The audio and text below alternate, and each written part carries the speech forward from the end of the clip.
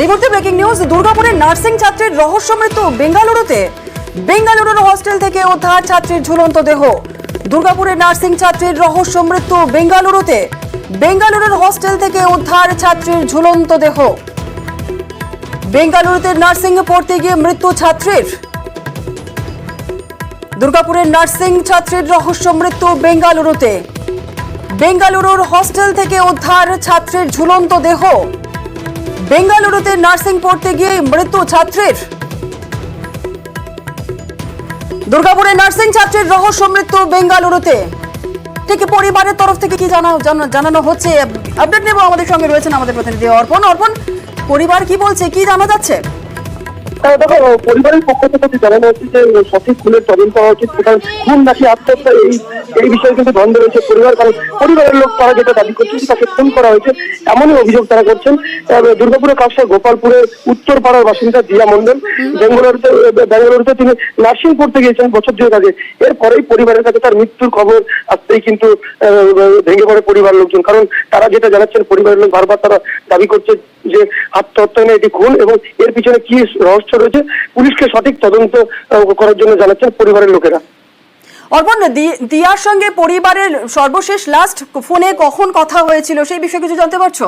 হ্যাঁ, দেখো, দিয়ার সাথে তার পরিবারের সাথে অর্থাৎ তার মায়ের সাথে শনিবার রাতে তার শেষ কথা হয়। তারপর থেকে আর পরিবারের সাথে কোনো যোগাযোগ নেই। এরপর কিন্তু আজ সকালে কিন্তু পরিবারের কাছে তার মৃত্যু সংবাদ আসতেই কিন্তু সংবাদ কে দেয়?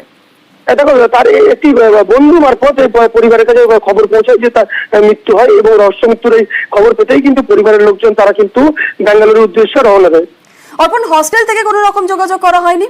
দেখো, হস্টেলের পক্ষ থেকে এখনো পর্যন্ত তেমন ভাবে কোনো যোগাযোগ করা হয়নি, কিন্তু যেটা জানা যাচ্ছে সূত্রে খবর যে হস্টেলে ছিলেন সেখানেই তার মৃত্যু ঘটে, এবং এমনটাই যেটা জানা যাচ্ছে, এবং পুলিশ এই বিষয়ে তদন্ত শুরু করেছে।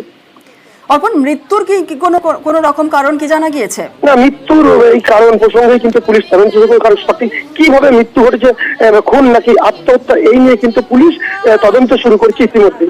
অর্পণ, পরিবারের সঙ্গে যখন শেষ কথা হয়েছিল দিয়ার, তখন কি কথা হয়েছিল? পরিবারের তরফ থেকে কি বলা হচ্ছে? পরিবারের তরফ থেকে যে শেষবার মতো তার মায়ের সাথে যখন কথা হয় তখন সেই মুহূর্তে পর্যন্ত কোনো রকম তারা কিছু বুঝতে পারেনি, এবং স্বাভাবিকভাবেই তার মায়ের সাথে পরিবারের সাথে কথাবার্তা হয়। তারপর কিন্তু শনিবারের পর থেকে রাত্রির পর থেকে কিন্তু সেইভাবে পরিবারের সাথে কোনো যোগাযোগ হয়ে ওঠেনি, এবং রবিবার সকালে তার মৃত্যুর সংবাদ পৌঁছায় তার পরিবারের কাছে বন্ধুর মারফত। অর্পণ, সঙ্গে থাকো।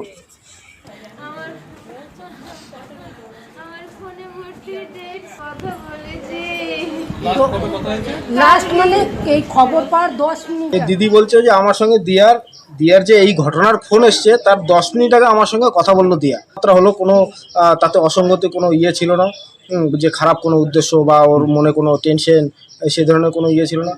তারপরে এই ধরনের ঘটনা কি করে ঘটে যায়? তদন্ত তো অবশ্যই হওয়া উচিত, কারণ আমরা এত দূর থেকে আমরা কিছুই আমরা কাছে গিয়ে জানতে পারছি না। হ্যাঁ, তদন্ত তো হওয়া উচিত, কারণ এইভাবে নালে বাংলার মেয়েরা এইভাবে বাইরে গিয়ে যে পড়াশোনা করবে, আজকে আমার ভাগ্নি হয়েছে, কালকে আরেকজনের মেয়ে হবে, কারো ভাগ্নি হবে, কারো দিদি হবে। অর্পণ, দিয়ার মৃত্যুর 10 মিনিট আগেও তার পরিবারের সঙ্গে কথা বলেছিল এমনটাই বলা হচ্ছে। আরো একটু জানতে চাইবো যে কোনো রকম, যেহেতু ঝুলন্ত অবস্থায় এই দিয়ার মৃতদেহ পাওয়া গিয়েছে, সেক্ষেত্রে কোনো রকম সুইসাইড নোট বা কিছু কি পাওয়া গিয়েছে কোনো রকম, সেই বিষয়ে কিছু জানতে পারছো?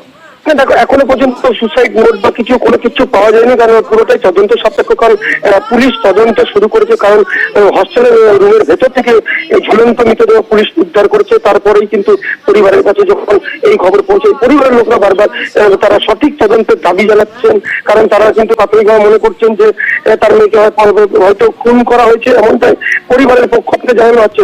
কিন্তু মৃত্যুর যে কারণ, সঠিক কারণ তদন্ত শুরু করেছে পুলিশ, এবং পরিবারের লোকেরাও কিন্তু এই বিষয়ে কিন্তু তারা জানাচ্ছেন যে তাদের যে পরিবারের যে মেয়ে তাকে খুন করা হয়েছে। বারবার এই অভিযোগ পরিবারের পক্ষ থেকে চলছে। তার বেশ, ধন্যবাদ।